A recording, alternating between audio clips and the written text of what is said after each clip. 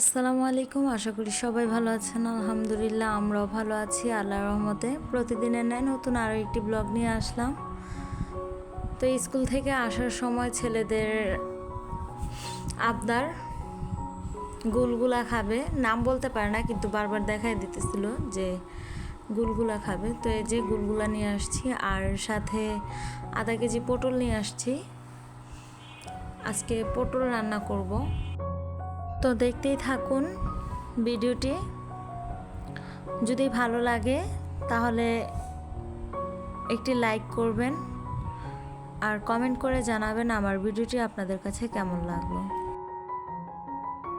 খাওয়া দাওয়া শেষ করে একটু বিশ্রাম করলাম, আর এই তো বিশ্রাম করার পর ঘরটাকে গুছিয়ে নিয়েছি আর সাথে একবারে সব তরকারিও কুটে নিছি যাতে করে ভিডিও করার সময় আর ঝামেলা না হয়।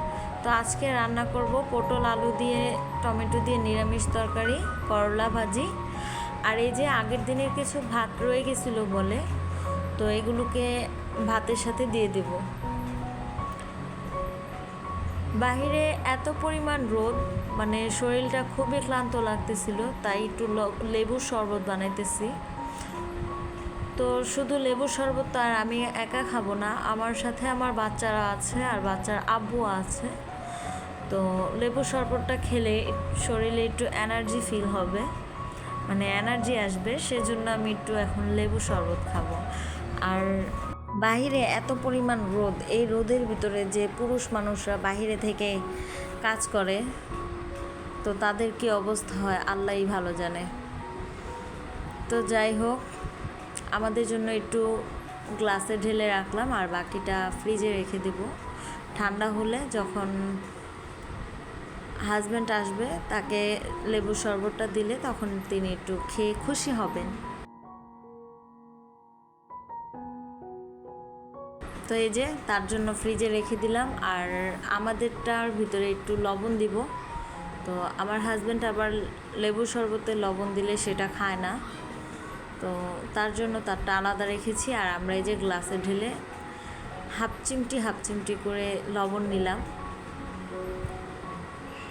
আমার এই যে দুই ছেলে তো শরবত দেখে অনেক খুশি হয়ে গেছে, দৌড়ে এসে দুই ভাই দুইটা ভাগাভাগি করে নিয়ে গেল। আর রাফিন শরবতটা মুখে দিয়ে বলতেছে অনেক মজা।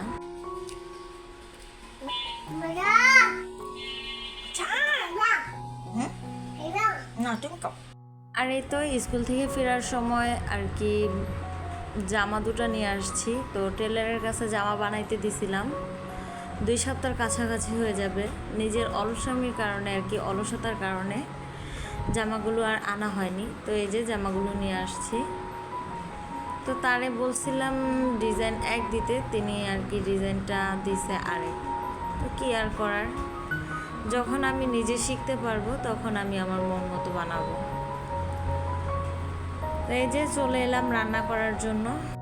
তো দেখতেই থাকুন। আর যারা এখনও আর কি ভিডিওতে একটি লাইক করেননি প্লিজ লাইক করে দিবেন, আর আমার চ্যানেলটিকে সাবস্ক্রাইব করে আমার পাশে থাকবেন।